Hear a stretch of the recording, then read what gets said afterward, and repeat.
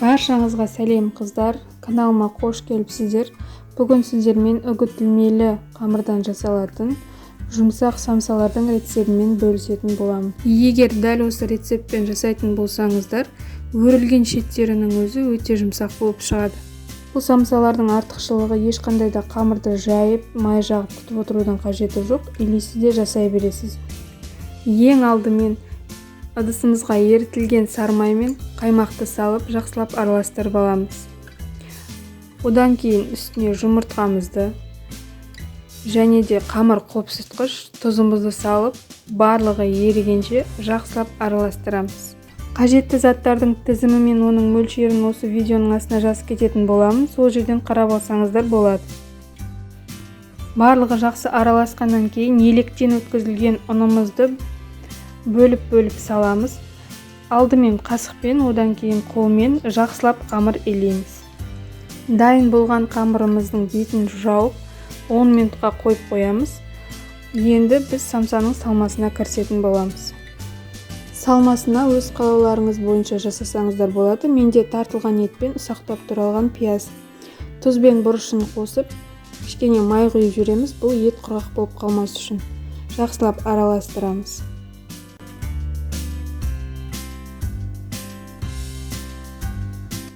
Енді демалып тұрған қамырымызды алып, ұсақ бөлшектерге бөлеміз. Менде 40 граммнан бөлдім.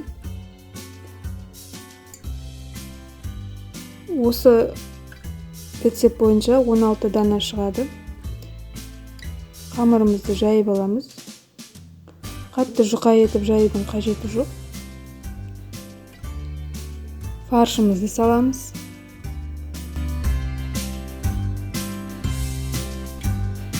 Енді самсаларымызды өруге кірісеміз.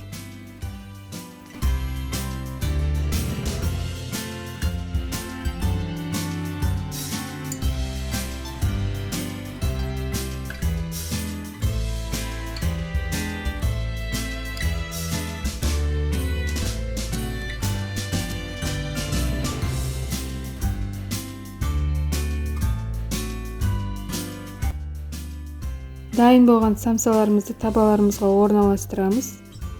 Бетіне жұмыртқаның сарысын жағып шығамыз.